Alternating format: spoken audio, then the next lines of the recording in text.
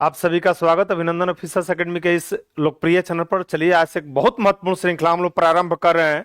जैसा कि आपको दिख रहा है कि पॉलिटी के अति महत्वपूर्ण प्रश्नों के साथ एनसीईआरटी प्लस स्टैंडर्ड बुक से जो 20 अति महत्वपूर्ण प्रश्न है उसको शामिल किया गया है। तो प्रश्न तो बहुत महत्वपूर्ण रहेगा ही, उसका विश्लेषण हमेशा की भांति अति महत्वपूर्ण होगा, अति महत्वपूर्ण होगा। रही बात स्टैंडर्ड बुक की, तो आप जानते हैं कि डीडी वसु मानक बुक है, एम लक्ष्मीकांत जो है, एनसीईआरटी तो शामिल है ही, प्लस जो है आपका जो है सुभाष कश्यप की पुस्तक भारतीय संविधान की पुस्तक से भी इसमें प्रश्न सम्मिलित किए गए हैं। यानी दो तीन बहुत महत्वपूर्ण जहां से प्रश्न बनते हैं, हूबहू प्रश्न बनते हैं, वहां से भी प्रश्न इसमें शामिल किया गया है। तो आज से आपका पहला दिन है, आप सभी का स्वागत जो है, सफलता की हार्दिक शुभकामना। तो एनसीईआरटी प्लस स्टैंडर्ड बुक का जो इसमें सम्मिलित है 20 अति महत्वपूर्ण प्रश्नों पर चर्चा होगी, उसके संदर्भ विश्लेषण भी होंगे। तो चलिए बिना विलंब के इस सेशन को हम लोग प्रारंभ करते हैं, बिना विलंब के इस सेशन को प्रारंभ करते हैं। और जैसा कि आपको देख रहा है कि बिहार शिक्षा भर्ती 4.2 के लिए जो है ऑफलाइन बैच प्रारंभ कर दिया गया ऑफिसर्स एकेडमी के द्वारा 20/1/2025 से, और इसका टाइमिंग आपका 7 AM से लेकर अभी अब बढ़कर 1 बजे तक हो गया, 1 बजे तक इसका टाइमिंग हो गया है। एक क्लास इसमें और बढ़ गया है, तो इससे आप जुड़कर अपनी सफलता को सुनिश्चित करें, सफलता को सुनिश्चित करें। पहला प्रश्न आपके सामने कि B.R. अम्बेडकर और महात्मा गांधी के मध्य 1932 में हस्ताक्षरित पूना समझौता में प्रावधान था। क्या पूना समझौता में प्रावधान था? पूना समझौता बहुत महत्वपूर्ण समझौता है, बहुत महत्वपूर्ण समझौता, इस पर बात तो होगी। यह गांधी जी और B.R. अम्बेडकर के बीच हुआ था, B.R. अम्बेडकर के बीच में पूना समझौता हुआ था, पूना समझौता हुआ था। तो इसमें क्या प्रावधान था? भारत के लिए डोमिनियन स्थिति को बनाए रखे जाने का इसमें प्रावधान था, कि मुसलमानों के लिए पृथक निर्वाचन क्षेत्र का, कि हरिजनों के लिए पृथक निर्वाचन क्षेत्र का इसमें प्रावधान था, हरिजनों के लिए पृथक निर्वाचन क्षेत्र का प्रावधान था, कि हरिजनों के लिए आरक्षण सहित संयुक्त निर्वाचन क्षेत्र का प्रावधान था। इसमें क्या प्रावधान किया गया था? कमेंट बॉक्स में जाकर आप सही उत्तर का चयन करें, और जिनका भी उत्तर इसमें आ रहा है डी, उनका उत्तर क्या है? सही है, यानी हरिजनों के लिए आरक्षण सहित संयुक्त निर्वाचन क्षेत्र का इसमें प्रावधान किया गया था। तो पहले आप उत्तर अंकित कर ले, डी इसमें जो है उत्तर सही हो जाएगा। फिर से आप इस प्रश्न को भी याद रखिएगा कि यह पूना समझौता जो है किसके किसके बीच में हुआ था? तो अम्बेडकर और महात्मा गांधी के बीच में, महात्मा गांधी के बीच में हुआ था, और यह हुआ था सितंबर 1932 में। कभी कभी दे देगा 1932 से, आपका दो विकल्प मिल जाएगा, अगस्त 1932 की सितंबर 1932। तो पूना समझौता सितंबर 1932 का था, गांधी और अंबेडकर के बीच में किया गया था। और आप जानते हैं कि ये आपका नागरिक अवज्ञा आंदोलन जो शुरू हुआ था, नागरिक अवज्ञा आंदोलन जो शुरू हुआ था 1930 में, गांधी जी को गिरफ्तार करके पुणे के यरवदा जेल में रख दिया गया था। यानी सबने अवज्ञा आंदोलन के दौरान गांधी जी को जो रखा गया था, सभी ने अवज्ञा आंदोलन के दौरान गांधी जी को पुणे के यरवदा जेल में रखा गया, पुणे के यरवदा जेल में रखा गया। उसी जेल में यह समझौता संपन्न हुआ, यरवदा जेल में इनको रख दिया गया था, और गांधी जी और अम्बेडकर के बीच में यह समझौता जो है हुआ था, पूना समझौता। और इसमें पृथक निर्वाचन नहीं देकर हरिजनों या दलितों के लिए आरक्षण सहित संयुक्त निर्वाचन क्षेत्र को, संयुक्त निर्वाचन क्षेत्र की बात इसमें मानी गई। और सीटों की संख्या जो है हरिजनों या दलितों के लिए सीटों की संख्या बढ़ाकर, हरिजनों या दलितों के लिए सीटों की संख्या बढ़ाकर, दलितों के सीटों की संख्या बढ़ाकर 71 से 147 कर दिया गया। सीटों की संख्या को बढ़ाकर, संख्या बढ़ाकर यह पूछा है कि 71 से 147 कर दिया गया, किसमें? पूना समझौता में। इसके पहले आपका जो है सांप्रदायिक पंचायत था। बताइए सांप्रदायिक पंचायत कब का था? मंथ के साथ इसमें कमेंट करके बताइए कि सांप्रदायिक पंचायत, जिसको कॉम्युनल अवार्ड भी कहते हैं, कॉम्युनल अवार्ड भी कहते हैं, सांप्रदायिक पंचायत यह कब का था? सांप्रदायिक पंचायत यह कब का था? तो सांप्रदायिक पंचायत आपका जो है, या कॉम्युनल अवार्ड जो है, यह अगस्त 1932 का था, 1932 का था, 1932 का। इसमें अगस्त 1932 हो जाएगा सांप्रदायिक पंचायत। और ब्रिटिश पीएम मैकडोनाल्ड का यह अवार्ड था। किसका था यह? मैकडोनाल्ड का अवार्ड था यह, ब्रिटिश पीएम मैकडोनाल्ड ने सांप्रदायिक पंचायत की घोषणा की। ब्रिटिश पीएम मैकडोनाल्ड के द्वारा सांप्रदायिक पंचायत की घोषणा किया गया और इसमें हरिजनों को भी पृथक निर्वाचन दे दिया गया। किसको पृथक निर्वाचन दे दिया गया? हरिजनों को पृथक निर्वाचन इसमें दे दिया गया। पृथक पृथक निर्वाचन की शुरुआत मुसलमानों को 1909 के मार्ले मिंटो रिफॉर्म से हुई थी, उसको बढ़ाकर 1919 में सिखों को भी दे दिया गया और उसी का विस्तार करते हुए 1932 में सांप्रदायिक पंचायत में हरिजनों और दलितों को भी प्रदान कर दिया गया। तो इसके कुछ अन्य विकल्प को भी देख लेते हैं। मुसलमानों के लिए पृथक निर्वाचन की जब बात होगी, मुसलमानों के लिए पृथक निर्वाचन की बात होगी तो यह 1909 के मार्ले मिंटो रिफॉर्म्स में दे दिया गया। मार्ले मिंटो रिफॉर्म्स में दे दिया गया और सिखों को 1919 के मॉन्टेग्यू चेम्सफोर्ड सुधार में सिखों को पृथक निर्वाचन दे दिया गया। सिखों को 1919 के मॉन्टेग्यू चेम्सफोर्ड सुधार में पृथक निर्वाचन दे दिया गया और सांप्रदायिकता की बीज बो दी गई। लेते हैं अगले प्रश्न को हम लोग। अगला प्रश्न आपका यह है कि वह कौन सा अधिनियम था जिसने भारत में ब्रिटिश ईस्ट इंडिया कंपनी से ब्रिटिश क्राउन में स्थानांतरित की थी? कौन सा अधिनियम था जिसने ब्रिटिश भारत में सत्ता ब्रिटिश ईस्ट इंडिया कंपनी से ब्रिटिश क्राउन में स्थानांतरित की थी? यह आपका भारत शासन अधिनियम 1833 था। 1833 था कि भारत शासन अधिनियम 1835 था कि भारत सरकार अधिनियम 1947 था कि भारत सरकार अधिनियम 1858 था? इसमें क्या सही उत्तर हो जाएगा? जिसने भारत में सत्ता ईस्ट इंडिया कंपनी से ब्रिटिश क्राउन में स्थानांतरित की गई और वह आपका सही उत्तर हो जाएगा। सही उत्तर जो आपका हो जाएगा कि भारत सरकार अधिनियम 1858 के माध्यम से 1858 के माध्यम से स्थानांतरित किया गया। 1858 के माध्यम से स्थानांतरित किया जाएगा। उसका प्रभाव यह हुआ कि ईस्ट इंडिया कंपनी के शासन का अंत हो गया। ईस्ट इंडिया कंपनी के शासन का अंत हो गया। शासन का अंत। कुछ अन्य परिणाम भी देख लें आप। अंत हो गया यानी अभी तक भारत पर ईस्ट इंडिया कंपनी कंपनी शासन कर रही थी। अभी तक भारत पर ईस्ट इंडिया कंपनी शासन कर रही थी।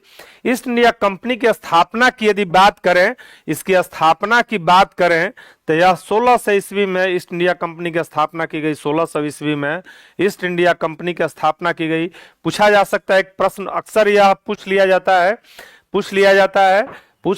है कि उस समय मुगल सम्राट का नाम बताइए। ईस्ट इंडिया कंपनी की जब स्थापना हुई उस समय मुगल सम्राट कौन थे? तो स्थापना के समय मुगल सम्राट अकबर थे। मुगल सम्राट अगर पूछा जाएगा कि मुगल सम्राट ईस्ट इंडिया कंपनी का स्थापना के समय कौन थे, तो ये राष्ट्रीय शासक की भी संज्ञा दी जाती है।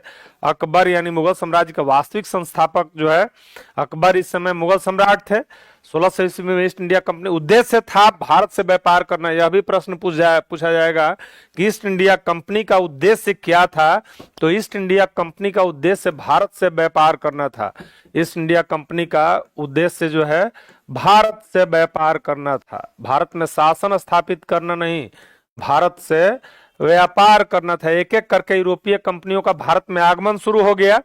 1498 में वास्को डी गामा के द्वारा समुद्री मार्ग से भारत की खोज की गई।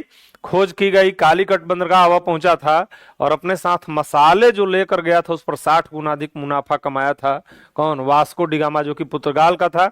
तब एक एक करके यूरोपीय कंपनियों का भारत में क्या होता है? आगमन प्रारंभ हो जाता है। एक एक करके यूरोपीय कंपनियों का आगमन प्रारंभ हो जाता है। तो इसका उद्देश्य था आपको बताना है कितने वर्षों के लिए, प्रारंभ में कितने वर्षों के लिए भारत से व्यापार की अनुमति मिली। कितने वर्षों के लिए व्यापार की अनुमति मिली आपको इस कमेंट बॉक्स में जाकर बताना है। फिर अन्य इसका परिणाम यह हुआ 1858 का परिणाम यह अन्य हुआ कि सेना का पुनर्गठन किया गया।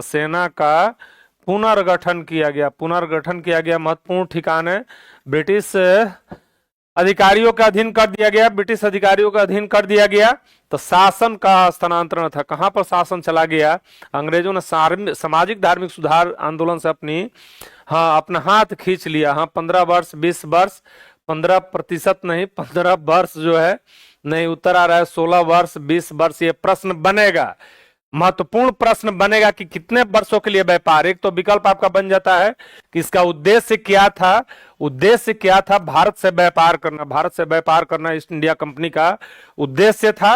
स्थापना के समय मुगल शासक का नाम क्या था? तो अकबर के समय में ईस्ट इंडिया कंपनी की स्थापना हुई। एक एक करके कई यूरोपीय कंपनियां, फ्रेंच आए, डच आए, स्पेनिश आए, पुर्तगीज आए। इसमें पुर्तगालियों के संदर्भ में यह याद रखना है कि सबसे पहले पुर्तगाली आए थे और सबसे बाद में पुर्तगाली जाएंगे।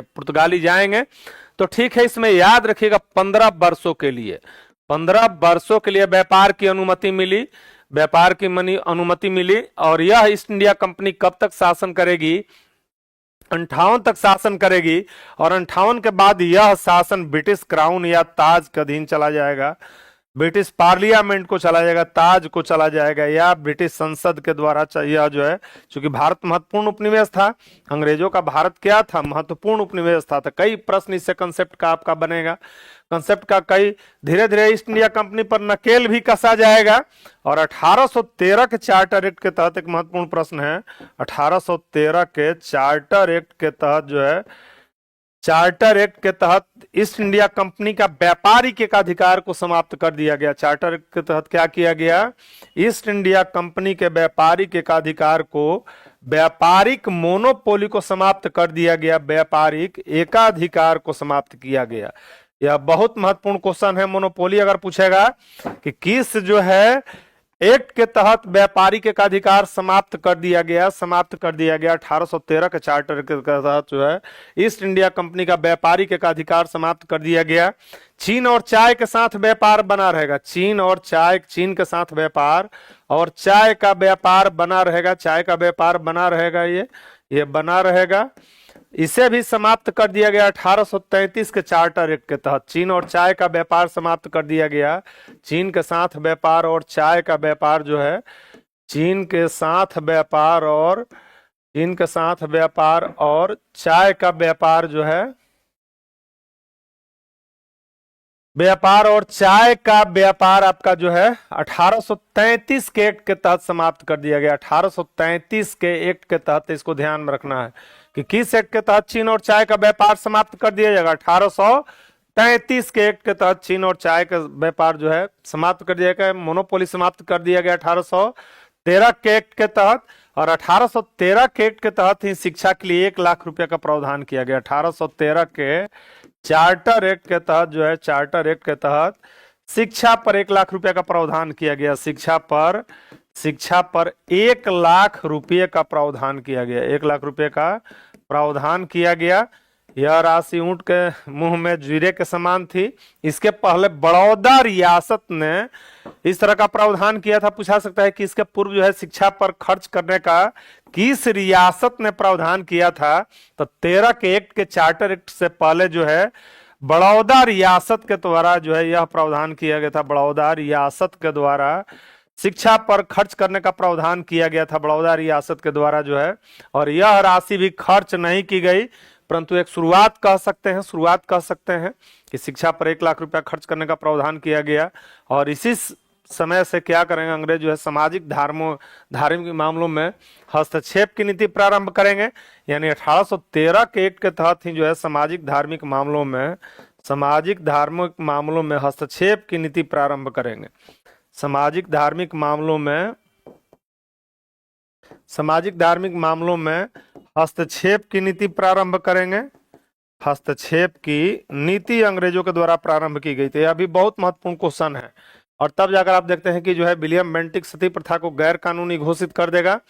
किसके प्रयास से? राजा राम मोहन राय के प्रयास से। 2-3 प्रश्न देख सकते हैं। आगे चलकर अंग्रेज फिर इसे अपना हाथ खींच लेंगे, चूंकि 1857 के विद्रोह का एक प्रमुख कारण धार्मिक कारण भी था। चर्बी वाली कारतूस की घटना तो तत्कालिक कारण बना ही, आगे अपना हाथ ये खींच लेंगे सामाजिक धार्मिक मामलों से। और इसी का तो था तो बढ़िया चीज यह। और सती प्रथा को गैर कानूनी घोषित किया विलियम बेंटिक ने। सती प्रथा भारत में प्रचलित था, सती प्रथा को गैर कानूनी घोषित किया।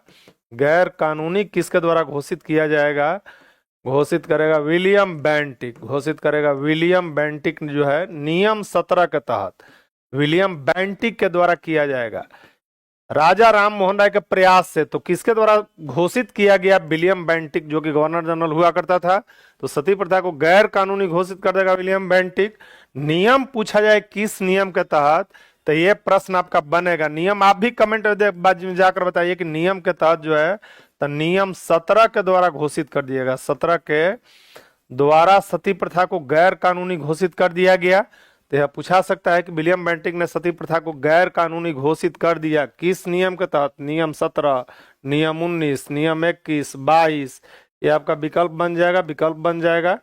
तो इसमें नियम 17 के द्वारा जो है सती प्रथा को गैर कानूनी घोषित कर दिया गया, किसके द्वारा? विलियम बेंटिक के द्वारा। किसके प्रयासों से? राजा राम मोहन राय के प्रयासों से, राजा राम मोहन राय के प्रयासों से। ये तो प्रश्न का विस्तार होते जा रहा है। राम मोहन राय को जो है भोर का तारा कहा जाता है, मॉर्निंग स्टार कहा जाता है, भोर का तारा कहा जाता है, आधुनिक भारत के जनक कहे जाते हैं, पुनर्जागरण के पिता कहे जाते हैं, पुनर्जागरण के आप जो है आधुनिक भारत का पहला महान नेता कहा जाता है किसको? जो है राजा राम मोहन राय को। और यह कहां पर प्रचलित था? यह जो है बंगाल और महाराष्ट्र में इसे लागू किया गया। बंगाल और सबसे पहले कहां पर लागू किया जाएगा? तो बंगाल और महाराष्ट्र में इसे लागू किया गया, महाराष्ट्र में लागू किया गया। बढ़ते हैं अगले प्रश्न की ओर हम लोग। अगला प्रश्न लिखित में से किस अधिनियम के द्वारा जो है आज संवैधानिक विकास से, ऐसा महत्वपूर्ण टॉपिक आपका है कि पॉलिटी में तो उपयोगी है ही, इसके साथ साथ यह हिस्ट्री के लिए भी उतना ही हिस्ट्री के लिए भी उतना ही उपयोगी है, उतना ही उपयोगी है हिस्ट्री के लिए भी। और हर एग्जाम में इस चैप्टर से आपका प्रश्न रहता है। हाँ बिल्कुल, हर एग्जाम से प्रश्न रहता है। निम्नलिखित अधिनियम के द्वारा भारत के गवर्नर जो का अध्यादेश जारी करने की शक्ति प्रदान की गई। अध्यादेश की बात यहाँ पर की जा रही है। इसका बल वही होता है जो कानून का बल होता है। अंग्रेजी में इसको ऑर्डिनेंस कहते हैं, अंग्रेजी में इसको ऑर्डिनेंस कहता था। अध्यादेश जारी करने की शक्ति प्रदान की गई चार्टर एक्ट 1833 के तहत, कि भारतीय परिषद अधिनियम 1861 के तहत, कि भारतीय परिषद नाम 1892 के तहत जो है, कि भारतीय परिषद अधिनियम 1919 के द्वारा। कमेंट बॉक्स में जाकर आप बात करें कि अध्यादेश जारी करने की शक्ति प्रदान की गई। गवर्नर जनरल को अध्यादेश जारी करने की शक्ति प्रदान की गई किस अधिनियम के तहत? तो जिनका भी उत्तर सही आ रहा है 1861 यानी बी करेक्ट उत्तर आ रहा है, उनका सही उत्तर है कि भारतीय परिषद अधिनियम 1861 के तहत जो है अध्यादेश, जिसे ऑर्डिनेंस कहेंगे, यह शक्ति प्रदान की गई गवर्नर जनरल को। और 1858 के बाद इन्हें वायसराय कहा जाने लगा। चूंकि ईस्ट इंडिया कंपनी से सत्ता हस्तांतरित हुई 1858 के बाद जो है, 58 के समय से इन्हें वायसराय कहा जाने लगा। क्या कहा जाएगा?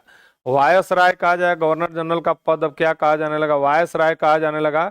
और भारत के पहले जो वायसराय बने, भारत के पहले वायसराय बने लॉर्ड कैनिंग। भारत के पहले वायसराय लॉर्ड कैनिंग बने,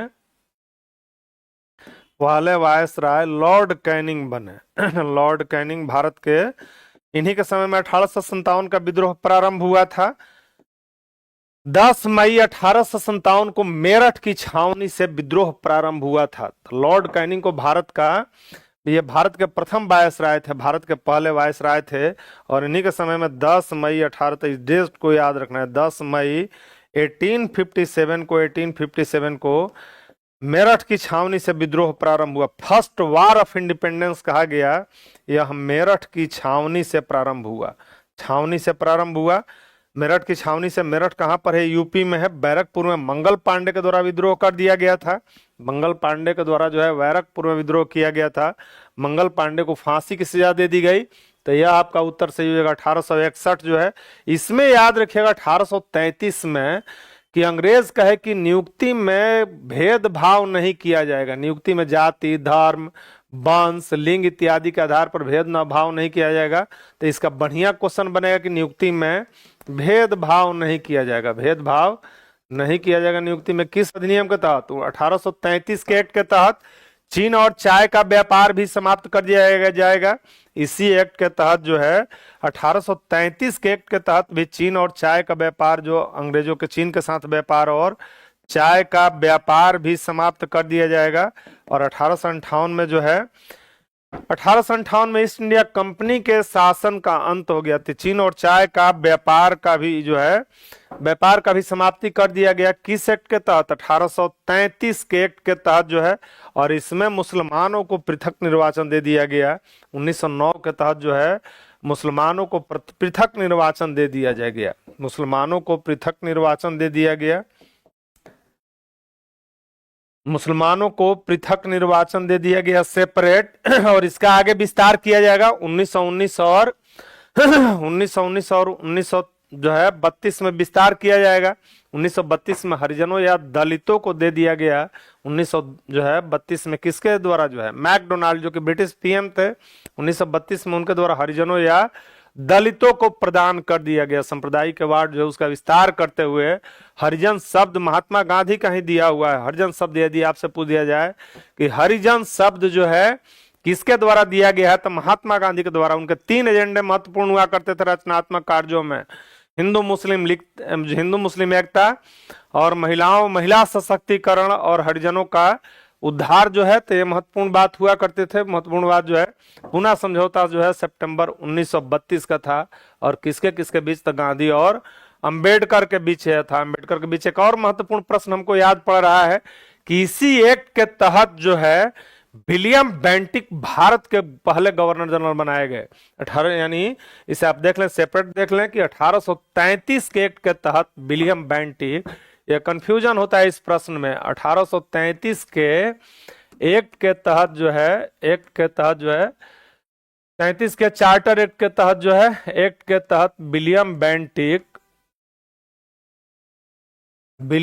विलियम बेंटिक भारत के पहले गवर्नर जनरल बनाए गए। विलियम बेंटिक भारत के पहले गवर्नर जनरल बनाए। इसके पहले बंगाल के गवर्नर जनरल हुआ करते थे। इसके पहले कहाँ के गवर्नर जनरल हुआ करते थे, तो बंगाल के। हाँ बिल्कुल, हरिजन सेवक संघ की भी स्थापना किसके द्वारा की जाएगी, गांधी के द्वारा की जाएगी। हरिजन सेवक संघ की स्थापना किसके द्वारा की जाएगी, गांधी के द्वारा। तो 1833 के एक्ट के तहत ही जो है विलियम बेंटिक यानी भारत के पहले गवर्नर जनरल कौन बने, विलियम बेंटिक भारत के पहले गवर्नर जनरल बने। विलियम बेंटिक भारत के पहले गवर्नर जनरल बने। ये विलियम बेंटिक भारत के पहले गवर्नर जनरल बने। तो इस बात को ध्यान रखना है कि भारत के पहले गवर्नर जनरल को, इसके पहले क्या होते थे, इसके पहले बंगाल के गवर्नर जनरल होते थे। इसके पहले बंगाल के गवर्नर जनरल होते थे, बंगाल के गवर्नर जनरल होते थे। तो विलियम बेंटिक भारत के पहले गवर्नर जनरल बने 1833 के एक्ट के तहत जो है विलियम बेंटिक जो है। और हाँ बिल्कुल 1932 में गांधी जी के द्वारा जो है हरिजन सेवक संघ की स्थापना की गई। यानी 1932 में गांधी जी के द्वारा हरिजन सेवक संघ की स्थापना की गई। 1932 में पूछा जाएगा, 1932 में महात्मा गांधी ने हरिजन सेवक संघ की स्थापना की। महात्मा गांधी जो है हरिजन सेवक संघ की स्थापना की। हरिजन सेवक संघ की स्थापना इनके द्वारा की गई। सेवक संघ की स्थापना इनके द्वारा की गई। कब, वर्ष भी पूछा सकता है कि किस वर्ष जो है। और यह हरिजन शब्द महात्मा गांधी के दिया गया ही नाम है। हरिजन शब्द महात्मा गांधी के द्वारा दिया गया नाम है। तो 32 में स्थापित किया जाएगा। तो कई प्रश्न आपको दिख रहे हैं, यहाँ पर भी दिख रहा है कि विलियम बेंटिक भारत के पहले गवर्नर जनरल कौन बने, तो यह थे विलियम बेंटिक। इन्होंने ही सती प्रथा को गैर कानूनी घोषित किया था। किसके प्रयासों से, राजा राम मोहन राय के। 1833 में क्या था, तो 1833 में चार्टर एक्ट था। तो ये प्रश्न आप देखें, कई प्रश्न इससे बनेंगे आपके, कई प्रश्न इससे सॉल्व होंगे। फिर अगला प्रश्न हम लोग देखते हैं। अगला प्रश्न है कि यह सिद्धांत की स्वतंत्र भारत के लिए संविधान को तैयार करना मुख्यतः जो है भारतीयों की जिम्मेवारी होनी चाहिए, पहली बार निम्नलिखित में से किसमें स्वीकार किया गया था। यानी संविधान जो है भारतीयों के लिए एक संविधान होगा, इसकी मांग को अंग्रेजों ने, मांग तो बहुत पहले से की जाएगी, तिलक भी करेंगे, फैजपुर अधिवेशन में आईएनसी के द्वारा भी किया जाएगा। गांधी कहेंगे कि भारतीय संविधान भारतीयों की इच्छा अनुसार होगा। 1895 ईस्वी में बाल गंगाधर तिलक ने मांग की थी कि भारत जो है सबसे पहले संविधान सभा की मांग की थी। तो यहां पर है कि यह सिद्धांत की स्वतंत्र भारत के लिए नए संविधान को तैयार करना मुख्यतः जो है भारतीयों की जिम्मेवारी होनी चाहिए। पहली बार किस एक्ट में जो है स्वीकार किया गया, भारत सरकार अधिनियम सब 1935 में। निम्नलिखितों का अगस्त प्रस्ताव था कि क्रिप्स प्रस्ताव था, कैबिनेट मिशन योजना था। बेहतरीन प्रश्न है यह। बेहतरीन प्रश्न है। उत्तर आपका हम देखना चाहेंगे इसमें क्या आ रहा है, और उत्तर इसमें आप सभी का मिक्स उत्तर आ रहा है, ABCD सभी कुछ इसमें जो है शामिल है। उत्तर में आपके जो है सभी विकल्प इसमें शामिल हैं। तो इस प्रश्न को आज आप कंफर्म जो है सही कर लें कि क्या इसमें सही उत्तर हो जाएगा।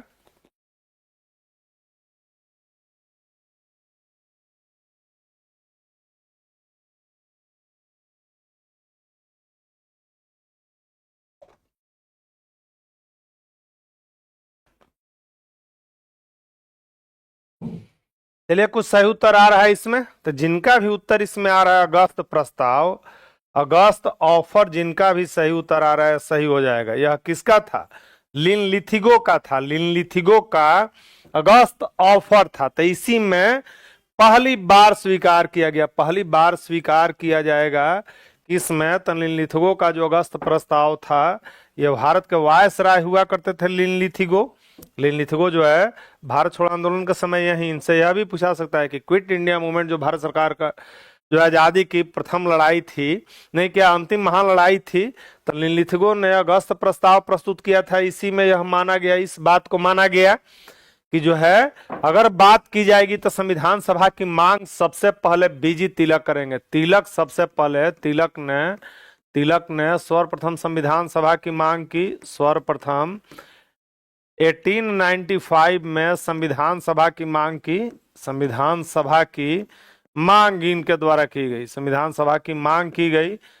भारतीय राष्ट्रीय कांग्रेस के द्वारा यदि पूछा है कि कब संविधान सभा ने, भारतीय राष्ट्रीय कांग्रेस बहुत महत्वपूर्ण संस्था है। ऑस्टिन का कहना है कि कांग्रेस भारत और भारत कांग्रेस था जो है, तो संविधान सभा की मांग की गई। कांग्रेस ने अपने फैजपुर अधिवेशन में संविधान सभा की मांग की।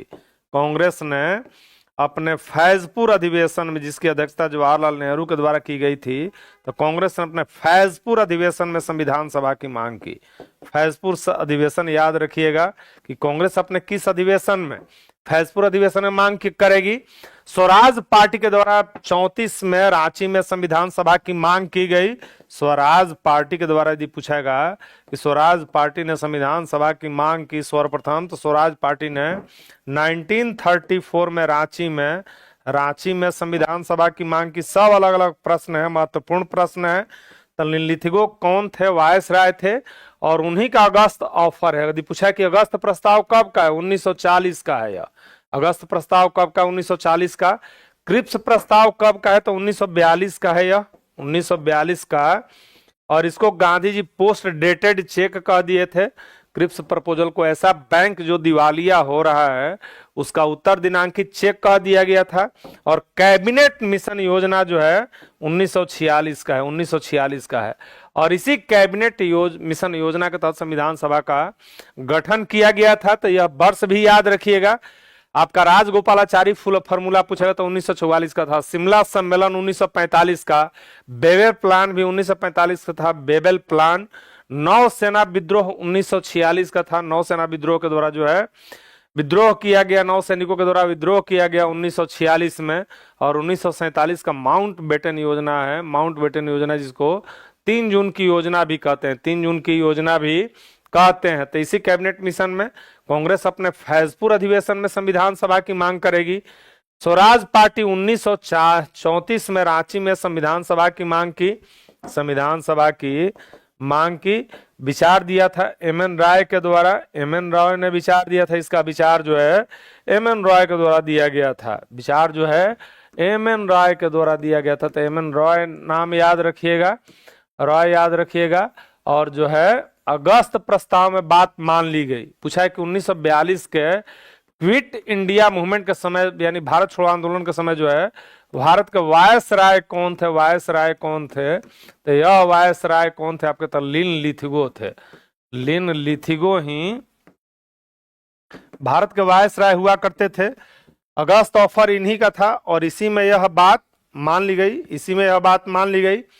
अगला प्रश्न हम लेते हैं कि रेगुलेटिंग एक्ट कब पारित किया गया? रेगुलेटिंग एक्ट को पारित किया गया, यानी जो है शुरुआत होगी संवैधानिक विकास का 1773 में रेगुलेटिंग एक्ट था कि 1771 में, 1773 में कि 1771 में कि 1785 में, 1793 में रेगुलेटिंग एक्ट को किस वर्ष पारित किया गया था? 73 में, 1773 में कि 1771 में कि 1785 में कि 1793 में आपको रेगुलेटिंग एक्ट के विषय में बताना है कि रेगुलेटिंग एक्ट पारित किया गया था, किस वर्ष पारित किया जाएगा रेगुलेटिंग एक्ट को जो है। और ये आपका उत्तर आने भी लगा। और उद्देश्य था कंपनी में व्याप्त कुशासन और भ्रष्टाचार को दूर करना। तो यह तो राइट आंसर हो जाए क्या, ए इसका सही उत्तर हो जाएगा। और कंपनी में उद्देश्य इसका यदि पूछा जाएगा, उद्देश्य पूछा जाएगा तो कंपनी में व्याप्त भ्रष्टाचार को दूर करना।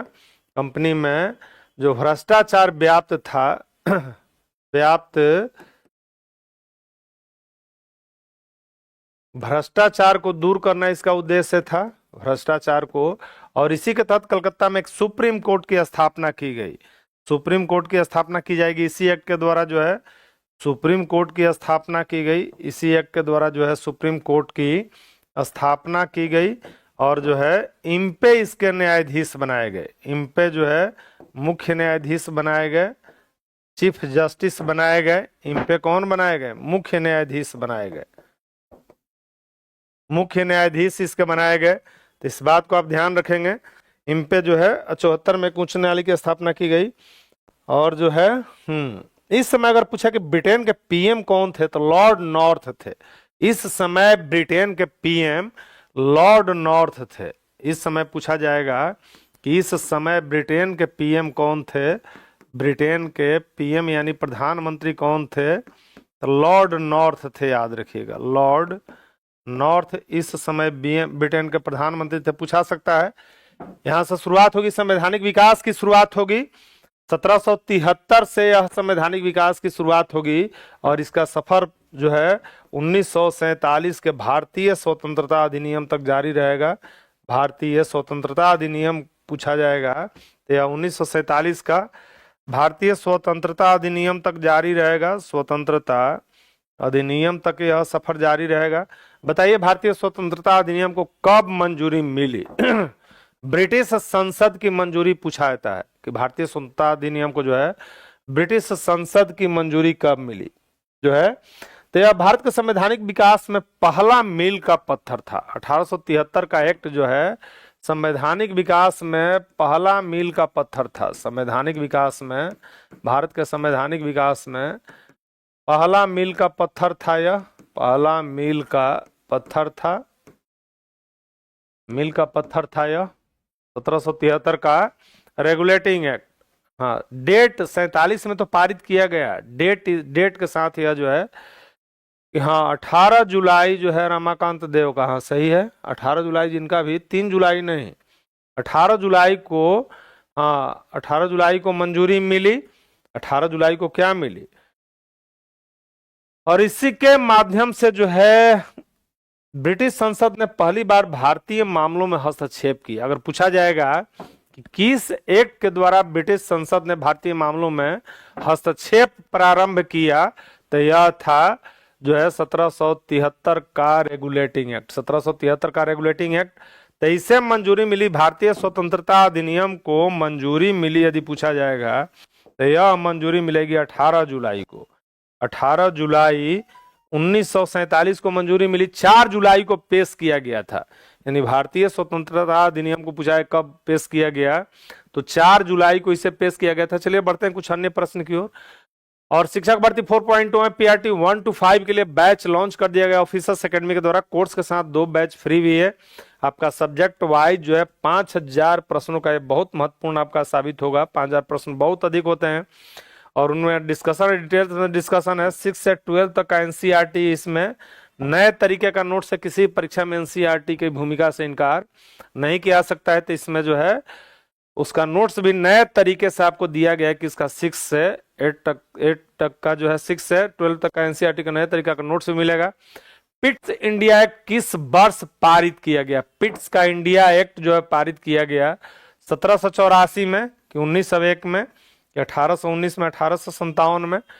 1857 में कब पिट्स का इंडिया एक्ट पारित किया गया? और इसे पारित किया गया 1773 के रेगुलेटिंग एक्ट की खामियों के ठीक है, टेस्ट नहीं मिल रहा है, ठीक है बिल्कुल।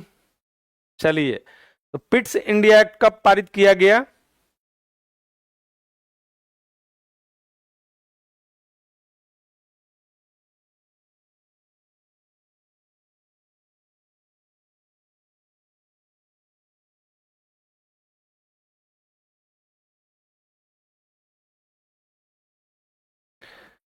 चलिए, एक मुश्त आपका सही उत्तर आ रहा है। मैं क्या 1784 में 1784 में पिट्स का इंडिया एक्ट पारित किया गया जो है, और 1773 के तहत जो प्रारंभ हुआ था, जो है संवैधानिक विकास जो प्रारंभ हुआ, तो 1773 के रेगुलेटिंग एक्ट के खामियों को दूर करने के लिए, रेगुलेटिंग एक्ट के खामियों को दूर करने के लिए इसे लाया गया। रेगुलेटिंग एक्ट के खामियों को दूर करने के लिए इसको लाया गया था। खामियों को दूर करने के लिए इसको लाया गया था। किसको? पिट्स के इंडिया एक्ट को दूर करने के लिए, खामियों को दूर करने के लिए लाया गया, करने के लिए इसको लाया गया था। दूर करने के लिए इसको लाया गया, पिट्स इंडिया एक्ट को लाया गया 1773, जो कि मील का पत्थर है। संवैधानिक विकास, यहाँ से संवैधानिक विकास की यात्रा यहाँ से प्रारंभ होगी। और इसके तहत जो है गवर्नर जनरल सभी ब्रिटिश सैनिकों commander in chief, governor general Bharat में, इसी के तहत जो है गवर्नर जनरल भारत में सभी सैनिकों का कमांडर इन चीफ। अभी कौन है कमांडर इन चीफ? हमारे राष्ट्रपति हैं। तीनों सेनाओं के सुप्रीम कमांडर हैं आपके कौन? भारत के राष्ट्रपति, संवैधानिक प्रमुख हैं। तो पिट्स इंडिया एक्ट के तहत ही गवर्नर जनरल भारत में जो है, गवर्नर जनरल भारत में सभी ब्रिटिश सैनिकों का कमांडर इन चीफ बनाया गया। सभी ब्रिटिश सैनिकों का कमांडर इन चीफ बनाया गया। ब्रिटिश सैनिकों का कमांडर इन चीफ बनाया गया। ब्रिटिश सैनिकों का कमांडर इन चीफ बनाया गया। बहुत महत्वपूर्ण प्रश्न है कि कमांडर इन चीफ बनाया जाएगा। अभी हमारे राष्ट्रपति हैं, तब ब्रिटिश सैनिकों का कमांडर इन चीफ बनाया गया। कमांडर इन चीफ यानी सर्वोच्च सेनापति बनाया गया। अभी कौन है? हमारे देश के प्रथम नागरिक राष्ट्रपति हैं।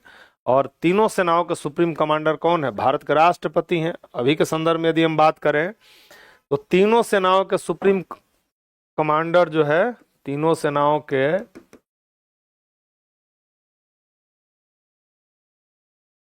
सुप्रीम कमांडर, यदि पूछा है कि सुप्रीम कमांडर कौन है, तो ये भारत के राष्ट्रपति हैं। राष्ट्रपति महोदय हैं। देश की एकता, अखंडता और दृढ़ता के ये प्रतीक हैं, संवैधानिक प्रमुख हैं। और संघ की कार्यपालिका शक्ति भी इनको मिली हुई है। इसी के साथ जो है सैनिक शक्ति भी इनको मिला हुआ है, राजनैतिक शक्ति इनको प्राप्त है, क्षमा दान की शक्ति इनको मिली हुई है। तो तीनों सेनाओं के सुप्रीम कमांडर ये भारत के राष्ट्रपति हैं। तीनों सेनाओं के सुप्रीम कमांडर कौन है? तो भारत के राष्ट्रपति हैं।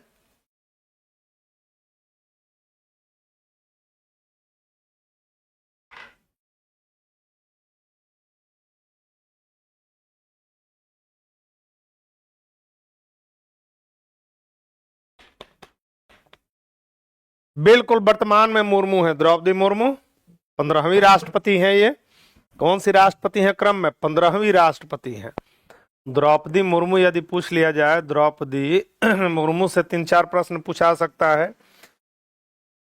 ये दूसरी महिला राष्ट्रपति हैं। दूसरी महिला राष्ट्रपति हैं। एक इंफॉर्मेशन तो यह हो गया। पहली महिला राष्ट्रपति प्रतिभा देवी सिंह पाटिल थी। ये द्रौपदी मुर्मू जो है संथाल जनजाति से बिलोंग करती हैं। संथाल जनजाति से बिलोंग करती है। झारखंड की सबसे बड़ी जनजाति है संथाल जनजाति।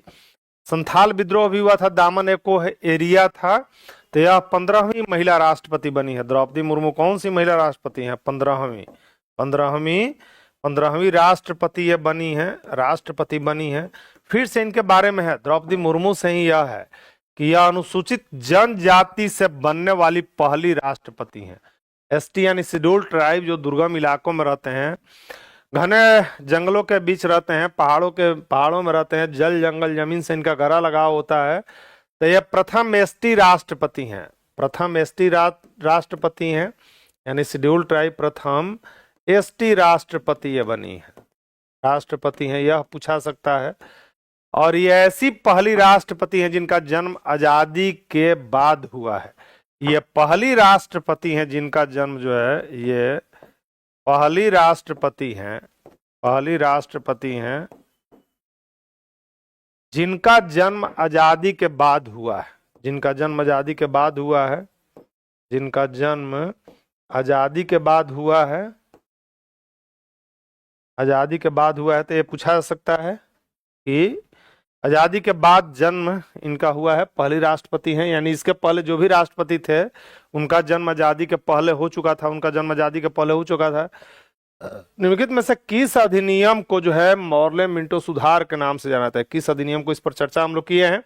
चलिए, संवैधानिक विकास टॉपिक आज का बहुत महत्वपूर्ण जो प्रश्न की श्रृंखला चल रही है, इसमें आज का टॉपिक है जो है संवैधानिक विकास है। तो निम्नलिखित किस अधिनियम को मार्ले मिंटो सुधार के नाम से भी जाना जाता है? मार्ले मिंटो सुधार के नाम से आता है भारतीय परिषद अधिनियम 1892, भारत सरकार अधिनियम 1919 की, भारत सरकार अधिनियम 1935 की, भारतीय परिषद अधिनियम 1919। तो इसमें राइट आंसर आपका हो जाएगा 1909 का जो हो जाएगा मार्ले मिंटो सुधार जो हो जाएगा भारतीय परिषद अधिनियम 1909 हो जाएगा। 1909 यानी राइट आंसर क्या हो जाएगा? डी हो जाएगा। और इसमें दोनों दो नाम है, मार्ले मिंटो, इसमें दो नाम है, इसको भी देखिए। और जीएस को रटना नहीं है बल्कि समझना है। मार्ले मिंटो, और यह सुधार किस वर्ष का है? मार्ले मिंटो सुधार जो है यह 1909 का है। और इसमें मुसलमानों को पृथक निर्वाचन दे दिया गया। उदारवादियों को संतुष्ट करना भी इसका उद्देश्य था, चूंकि जो है क्रांतिकारी गतिविधियां तीव्र हो रही थी, तीन तरह के दबाव अंग्रेजों पर पड़ रहे थे, तो मुसलमानों को पृथक निर्वाचन दे दिया गया, मुसलमानों को सेपरेट इलेक्शन, इसमें पृथक निर्वाचन दे दिया गया, निर्वाचन दे दिया गया। इसका प्रावधान, सबसे महत्वपूर्ण प्रावधान जो है, मुस्लिम लीग की स्थापना 1906 में हो चुकी है ढाका में। मेरा यहां पर बताना यह है, उद्देश्य बताना यह है कि मार्ले मिंटो, ये दो नाम है, मार्ले मिंटो सुधार एक है, और फिर इसी में आइए एक है मॉन्टेग्यू चेम्सफोर्ड सुधार, मॉन्टेग्यू चेम्सफोर्ड सुधार है, ये भी दो नाम है। चेम्सफोर्ड सुधार यह जो है 1919 का है। यह किस वर्ष का है? 1919 का है मॉन्टेग्यू चेम्सफोर्ड सुधार। इसी के तहत लोक सेवा आयोग का गठन का बात कहा गया, जो है प्रांतों में द्वैध शासन को, डियार्की को लागू किया गया था।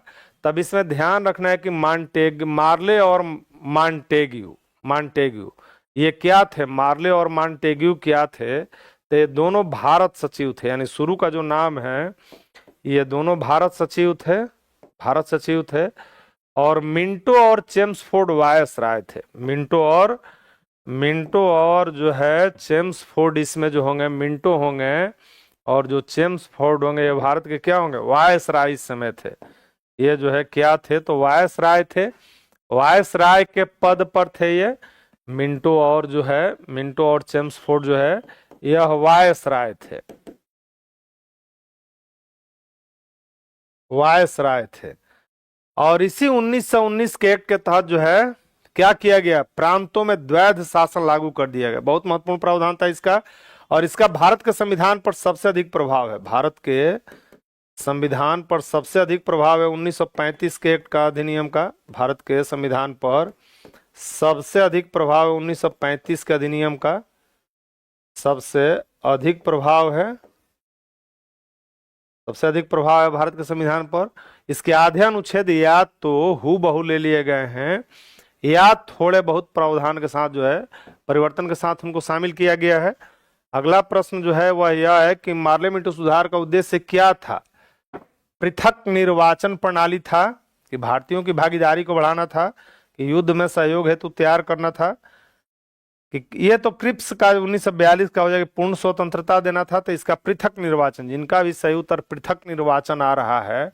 और इसमें किसको पृथक निर्वाचन दे दिया गया? मुसलमानों को, मुसलमानों को पृथक निर्वाचन दे दिया गया, मुसलमानों को पृथक निर्वाचन दे दिया गया।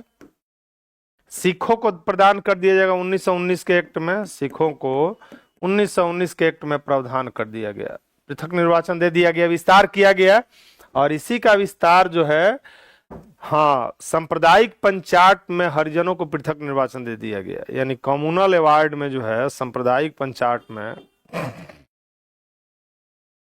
सांप्रदायिक पंचायत में, सांप्रदायिक पंचायत में जो है हरिजनों को दे दिया गया। गांधी जी आमरण अनशन पर बैठ जाएंगे, इसमें किसको प्रदान कर दिया गया? हरिजनों को। हरिजन उन्हीं का दिया हुआ नाम है। और तब गांधी जी और अंबेडकर के बीच में क्या होगा? पूना समझौता होगा। गांधी और अंबेडकर के बीच में पूना समझौता होगा।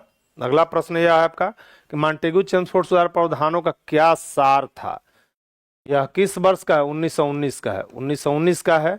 राज्यों की स्वायत्तता, कि प्रांतों में दोहरा शासन, इसको अंग्रेजी में डेआर्की कहते हैं। कहां पर ध्यान रखना है? यह प्रांतों में दोहरा शासन। हिंदू मुस्लिम अलग से निर्वाचन व्यवस्था, यह तो 1909 में कर ही दिया जाएगा। राज्यपालों को वीटो शक्ति, तो इसका हो जाएगा प्रांतों में द्वैध शासन। प्रांतों में द्वैध शासन 20 सही उत्तर हो जाएगा इस प्रश्न का। डीआरकी लागू कर दिया गया। प्रांतों में यदि केंद्र में द्वैध शासन यदि पूछा जाएगा, इसी के साथ तुलनात्मक याद रखिए, प्रांत के जगह पर यदि केंद्र में पूछ दे कि केंद्र में द्वैध शासन लगाया गया, द्वैध शासन को लगाया जाएगा, केंद्र में द्वैध शासन लगाया जाएगा, तो यह 1935 के अधिनियम के तहत। किस अधिनियम के तहत? 1935 के अधिनियम के तहत केंद्र में द्वैध शासन को लगाया गया। और 1935 के तहत ही प्रांतीय स्वायत्तता आया। यह यदि पूछेगा कि राज्यों की स्वायत्तता, मतलब प्रांतों की स्वायत्तता या राज्यों की स्वायत्तता पूछेगा, प्रांतों की या राज्यों की स्वायत्तता पूछेगा, राज्यों की स्वायत्तता यानी ऑटोनॉमी, स्वायत्तता, तो यह हो जाएगा 1935 का अधिनियम। यह किस वर्ष का अधिनियम हो जाएगा? 1935 का। तुलनात्मक ध्यान रखना है आपको। दोहरा शासन जो है, तो द्वैध शासन केंद्र में लगा दिया जाएगा, डीआरकी लगाया जाएगा 1935 के तहत, और प्रांत में दोहरा शासन लगाया जाएगा।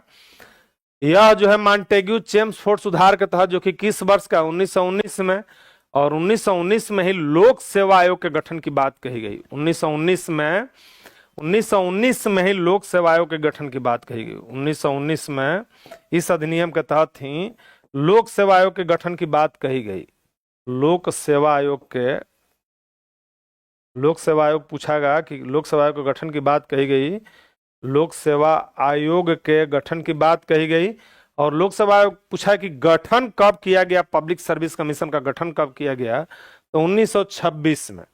1926 में अब वर्ष हो जाएगा कि वर्ष 1926 में, 26 में जो है वर्ष 1926 में लोक सेवा आयोग, तो वर्ष महत्वपूर्ण है, लोक सेवा आयोग का गठन किया गया। आयोग का गठन किया जाएगा 1926 में। किसका? लोक सेवा आयोग का। भारतीय संविधान में अनुच्छेद 315 कहेगा लोक सेवा आयोग के बारे में। अनुच्छेद 315 का संबंध लोक सेवा आयोग से है, यानी संघ के लिए यूपीएससी है, यूनियन पब्लिक सर्विस कमीशन। राज्यों के लिए राज्य लोक सेवा आयोग है। लोक सेवा आयोग के विषय में उल्लेख है। अनुच्छेद पूछेगा तो लोक सेवा आयोग का उल्लेख आपका है 315 में, लोक सेवा आयोग। इसमें संघ के लिए यूपीएससी होगा, यानी union public service commission, UPSC. यह चयन का काम करेगी। राज्यों में राज्य लोक सेवा आयोग होगा। राज्यों में क्या होगा? राज्य लोक सेवा आयोग होगा।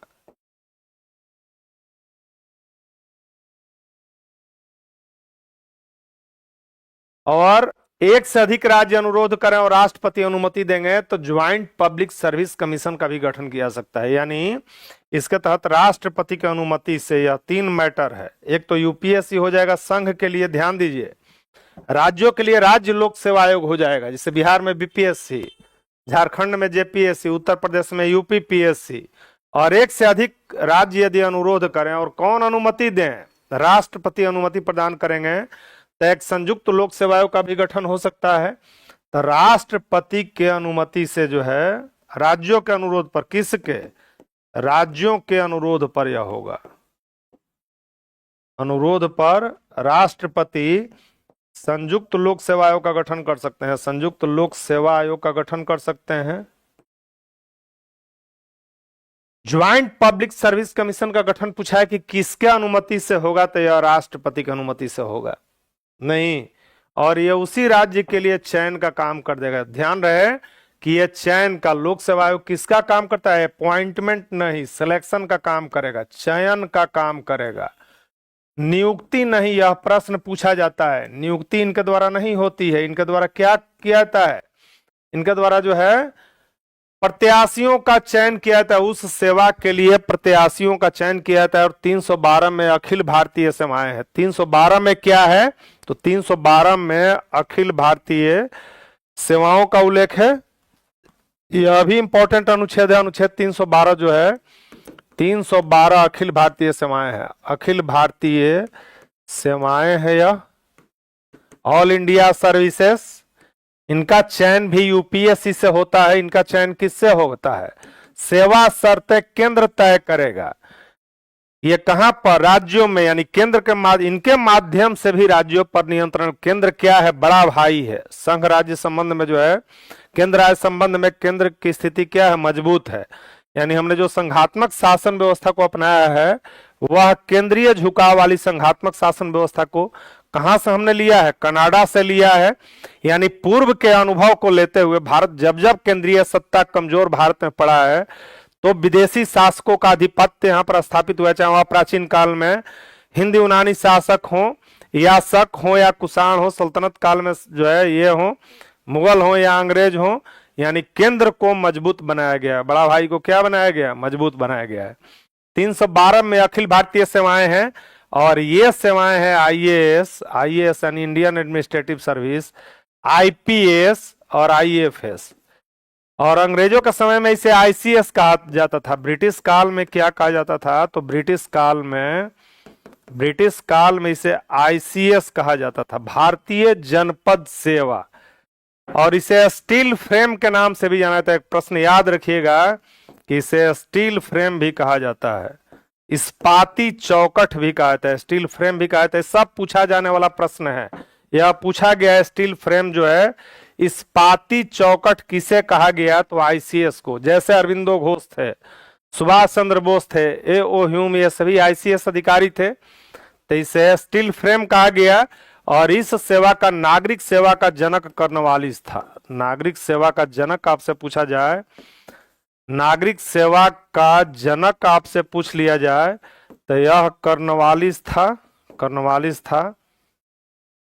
और कलकत्ता में फोर्ट विलियम कॉलेज की स्थापना की गई। इन्हीं के प्रशिक्षण के लिए कलकत्ता में वेलेजली के द्वारा जो है, कलकत्ता में वेलेजली के द्वारा फोर्ट विलियम कॉलेज की स्थापना की गई। फोर्ट विलियम कॉलेज की स्थापना की गई। अब चलिए आपके लिए एक बहुत महत्वपूर्ण प्रश्न हम यहां पर छोड़े जा रहे हैं कि सेंट फोर्ट जॉर्ज कहां पर है? सेंट फोर्ट जॉर्ज आपसे पूछ लिया जाए कि सेंट फोर्ट जॉर्ज कहां पर है। यह अभी एनसीईआरटी का क्वेश्चन है। सेंट फोर्ट जॉर्ज आपसे पूछ लिया जाएगा कि यह कहां पर है, आपको बताना है। क्योंकि आज का प्रश्न आपको जो है, हिस्ट्री का क्लास यह नहीं है, हिस्ट्री का डिस्कशन नहीं है, संवैधानिक विकास हम पढ़ रहे हैं। भारत का संवैधानिक विकास, यानी भारतीय संविधान के स्रोत पर जिन 3 स्रोतों की पुष्टि होती है, उसमें एक है पूर्व में पारित किए गए अधिनियम, यानी जो एक्ट है 1773 के रेगुलेटिंग एक्ट से लेकर 1947 के भारतीय स्वतंत्रता अधिनियम तक, नंबर 1। नंबर 2, संविधान सभा में हुई महत्वपूर्ण चर्चाएं। लगभग 3 वर्षों तक संविधान सभा में जो चर्चाएं हुई, 2 वर्ष 11 महीना 18 दिन में। बहुत बढ़िया उत्तर आप सभी का आ रहा है। सेंट फोर्ट जॉर्ज यदि पूछ लिया जाए तो यह मद्रास में, 90% उत्तर हमको सही देकर अच्छा लगा। सेंट फोर्ट जॉर्ज पूछा जाएगा तो यह मद्रास में है, मद्रास में है। फोर्ट विलियम कॉलेज की स्थापना कौन करेगा? वेलेजली करेगा, वेलेजली करेगा। फोर्ट विलियम कॉलेज की स्थापना वेलेजली के द्वारा की जाएगी। वेलेजली के फोर्ट विलियम कॉलेज भी जो है यहाँ पर है, फोर्ट विलियम कॉलेज। यानी 3 स्रोतों की पुष्टि होती है उसमें, पूर्व में पारित किए गए अधिनियम 73 का रेगुलेटिंग एक्ट से लेकर 1947 का स्वतंत्रता अधिनियम तक, संविधान सभा में हुई महत्वपूर्ण चर्चाएं, और जो है विदेशों से ली गई व्यवस्थाएं, विदेशों से ली गई व्यवस्थाओं का उस पर प्रभाव है। अगला हम लोग क्वेश्चन देखते हैं कि कैबिनेट मिशन योजना, थोड़ा तेजी में लेना पड़ेगा। प्रश्न आज हम लोग पूरा करेंगे जितना है। कैबिनेट मिशन योजना के विषय में कौन सा सही नहीं है? कैबिनेट मिशन योजना के विषय में बताना है कि कैबिनेट मिशन योजना, इसके तहत संविधान सभा का गठन किया गया था। कैबिनेट मिशन योजना जो है, कैबिनेट मिशन योजना, और इसका गठन किया गया था 1946 में, और इसी के तहत संविधान सभा का गठन हुआ। कैबिनेट मिशन प्रांतीय, तो इसमें पूछा गया कि क्या सही नहीं है। प्रांतीय सामूहिकरण, कि भारतीय सदस्यों वाला अंतरिम मंत्रिमंडल, पाकिस्तान की स्वीकृति, संविधान निर्माण का अधिकार। इसमें जाइए कमेंट बॉक्स में जाकर इस प्रश्न का सही उत्तर क्या हो जाएगा। आप सभी का सही उत्तर आ भी रहा है। पाकिस्तान की स्वीकृति की बात जो है इसमें, तो क्या सही नहीं है, यह पाकिस्तान की स्वीकृति की बात को नहीं माना था। सी इसमें करेक्ट उत्तर आज हो जाएगा। और यह पैथिक लॉरेंस के नेतृत्व में आया था। कैबिनेट मिशन में 3 सदस्य थे, 3 सदस्य थे, और यह पैथिक लॉरेंस के नेतृत्व में आया था। किसके नेतृत्व में? पैथिक लॉरेंस जो है ये भारत सचिव के पद पर थे। पूछ लिया किस पद पर थे? भारत सचिव थे, ये भारत सचिव के पद पर थे, यानी ब्रिटिश मंत्रिमंडल का सदस्य भारत सचिव बनता था, तो ये भारत सचिव के पद पर थे पैथिक लॉरेंस। तो पाकिस्तान की स्वीकृति राइट आंसर हो जाएगा। अगला प्रश्न आपका है शिक्षक भर्ती 4.0 में क्लास 6 से 2 का अभी बैच लॉन्च कर दिया गया है, और सब्जेक्ट वाइज में 5000 प्रश्नों का डिटेल्स में डिस्कशन है। 6 से 12 तक का एनसीईआरटी का नए तरीके का नोट्स भी इसमें मिलेगा, तो इससे जुड़िए बिल्कुल। भारत का संविधान लागू होने तक स्वतंत्रता के पश्चात शासन किसके अंतर्गत किया गया? संविधान लागू होने तक स्वतंत्रता के पश्चात इसका शासन किसके अंतर्गत चलाया गया? भारतीय नेताओं के परामर्श से बने कानून द्वारा। भारतीय नेताओं के परामर्श से बने कानून के द्वारा, किंगलैंड के संविधान के द्वारा, कि 1935 के शासन अधिनियम के अनुसार। उपयुक्त में से कोई नहीं, तेजी में बनाए आप, तेजी में बनाए। इसका आंसर क्या होगा? और इसमें करेक्ट उत्तर हो जाएगा 1935 के शासन अधिनियम के तहत चलाया गया, यानी भारतीय संविधान पर सबसे अधिक इसका प्रभाव भी है। आइए, भारतीयों को वर्ष 47 में सार्वभौम सत्ता सौंपने की योजना जो है किस नाम से जानी जाती है? जो योजना जो है 1947 में भारत को आजादी मिली, सत्ता सौंपा गया, यह आजादी मिली विभाजन के दंश के साथ जो है, और भारत पाकिस्तान नामक 2 डोमिनियन स्टेट्स भी बनाए गए, तो इसमें सी हो जाएगा, यानी 3 जून की योजना हो जाएगी। इसमें 3 जून की योजना भी इसको कहते हैं। और भारतीय स्वतंत्रता अधिनियम पारित किया गया, भारतीय स्वतंत्रता अधिनियम को पारित किया गया, और उसे ब्रिटिश संसद की मंजूरी मिलेगी। 18 जुलाई को ब्रिटिश संसद की मंजूरी मिलेगी, तो इसको 3 जून की योजना भी कहते हैं। कब का है? 1947 का है, 1947 का है। अगला प्रश्न आपका है कौन सुमेलित नहीं है? तेजी में कुछ प्रश्न और भी बचे हुए हैं, डिटेल्स डिस्कशन थोड़ा शुरू में, तो चलिए वह भी जो है आपके लिए काफी फायदेमंद, कंसेप्ट महत्वपूर्ण होता है, रट कर कितना पास हो। माउंट बेटन को हम लोग 3 जून की योजना भी कहते हैं।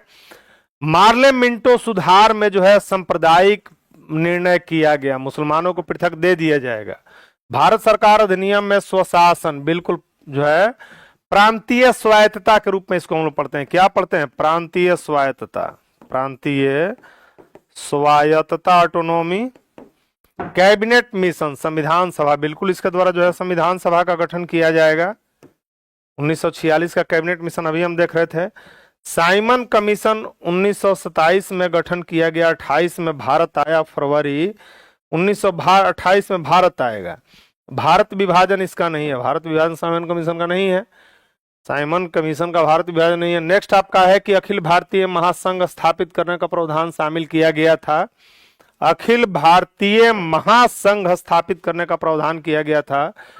हाँ, अखिल भारतीय महासंघ आ जाएगा, क्या आ जाएगा भाई? तो आ जाएगा 35 में, भारत शासन अधिनियम 1935 में, कि अगस्त प्रस्ताव 1940 में। एक तो 1940 का अगस्त ऑफर है, भारत सरकार अधिनियम 1919 में, कि कैबिनेट मिशन 1946 में, 1946 में। तो यह था आपका भारत शासन अधिनियम, अखिल भारतीय संघ का अस्तित्व जो है 1935 का अधिनियम। और यह संघ, दिलचस्प बात यह है कि यह संघ कभी अस्तित्व में आया ही नहीं, यह कभी अस्तित्व में आया ही नहीं। और अगस्त प्रस्ताव 40 का, इसमें बताया कि किसका यह अगस्त ऑफर था? तो अगस्त ऑफर जो था, अगस्त ऑफर, अगस्त प्रस्ताव इसको हिंदी में कहेंगे प्रस्ताव जो है, यह लॉर्ड लिनलिथिगो का था। यह किसका था? लिनलिथिगो का। अभी हम लोग चर्चा किए थे, इसी में संविधान की बात मानी गई। लॉर्ड लिनलिथिगो, लॉर्ड लिनलिथिगो का था यह। यही वायसराय थे, और भारत छोड़ो आंदोलन के समय भी यही वायसराय थे। वायसराय 42 में पूछा जाएगा तो कौन थे? लॉर्ड लिनलिथिगो थे। किस अधिनियम केंद्र में द्वैध शासन प्रणाली को, आपको बताए थे कि केंद्र जब भी रहेगा तो यह द्वैध शासन यानी क्या, डीआरकी द्वैध शासन, दोहरा शासन। तो प्रांतों में द्वैध शासन लगाया गया 1919 के तहत। केंद्र में द्वैध शासन को लगाया जाएगा, केंद्र में द्वैध शासन को लगाया जाएगा 1935 के अधिनियम के तहत, भारत सरकार अधिनियम के तहत। और 1919 के अधिनियम के तहत प्रांतों में द्वैध शासन लगाया गया। प्रांतों में, तुलनात्मक रूप से याद रखिएगा, प्रांतीय स्वायत्तता पूछेगा तो 1935 प्रांतों में द्वैध शासन। और ये शिक्षक भर्ती 4.0 के लिए 9-10 का बैच लॉन्च कर दिया गया। इसमें सब्जेक्ट वाइज 5000 से अधिक प्रश्नों का डिस्कशन है। 12 से एनसीईआरटी नए तरीके का नोट्स मिलेगा। और ये हजारों हजार छात्र जो कि सफल हुए हैं इस परीक्षा में। प्रांतीय स्वायत्तता शुरू करने के लिए भारत के ब्रिटिश सरकार द्वारा कौन सा अधिनियम लाया गया? प्रांतीय स्वायत्तता आ गया यहाँ पर, तुरंत अभी डिस्कस किए हैं प्रांतीय स्वायत्तता। आपको प्रांतीय स्वायत्तता हम डिस्कस किए हैं। प्रांतीय स्वायत्तता हो जाएगा 1919 का भारत शासन अधिनियम, ऑटोनॉमी हो जाएगा भारत शासन अधिनियम। तो सी इसमें करेक्ट उत्तर हो जाएगा, सी करेक्ट उत्तर हो जाएगा। भारत शासन अधिनियम 35 द्वारा स्थापित संघ अवशिष्ट शक्तियां किसमें दी गई? संघीय विधानमंडल, गवर्नर जनरल को, प्रांतीय विधान राज्यपालों को। तो यह दिया गया गवर्नर जनरल को दिया गया, गवर्नर जनरल को, बी करेक्ट उत्तर हो जाएगा। यूनाइटेड किंगडम की संसद एक अधिनियम जिसने 47 में ब्रिटिश भारत को भारत पाकिस्तान 2 स्वतंत्र राज्यों में विभाजित किया था। कौन सा जो है संसद का एक अधिनियम है? तो यह भारतीय स्वतंत्रता अधिनियम 1947 है, 1947 है। यह लास्ट प्रश्न आपका है। इसको मंजूरी मिली 18 जुलाई 1947 को ब्रिटिश संसद की मंजूरी मिली। तो इसी के साथ है आपका सेशन, यह जो है, हाँ, इसी के साथ सेशन समाप्त होता है। मिलते हैं हम लोग अगले सेशन में महत्वपूर्ण प्रश्नों के साथ। तब तक प्रसन्न रहिए, स्वस्थ रहिए। और ये बड़ा महत्वपूर्ण सेशन आपके परीक्षा पॉइंट ऑफ व्यू से शुरू किया गया है। कंसेप्ट तो है ही, फैक्ट्स भी इसमें है। और एनसीईआरटी के साथ साथ मानक पुस्तकें भी है। जैसे हम जो आधार बनाए इसमें सुभाष कश्यप का हमारा संविधान है, संसदीय मामलों के काफी जानकार संविधानवेत्ता सुभाष कश्यप की किताब जो है, मानक पुस्तक जो है, डीडी बसु के पुस्तक से भी। और एनसीईआरटी तो शामिल है ही, एनसीईआरटी। और डिस्कशन में वो भी विकल्प आपका शामिल है। देखिए खासियत क्या है, डिस्कशन में वो भी विकल्प शामिल है जो कि विभिन्न परीक्षाओं में पूछे गए हैं। 1919 और 35 में आपको कंफ्यूजन होगा। प्रांतों में द्वैध शासन की बात होगी तो 1919 होगा, केंद्र में द्वैध शासन की बात होगी तो 1935 होगा, प्रांतीय स्वायत्तता की बात होगी तो 1935 होगा। संवैधानिक मामलों के लिए आयोग का गठन किया जाएगा तो वह 1919 का अधिनियम होगा। तो क्या महत्वपूर्ण है, जान लेने पर चीजें और भी आसान हो जाती है। बहुत बहुत धन्यवाद। स्वस्थ रहिए, प्रसन्न रहिए। Thank you.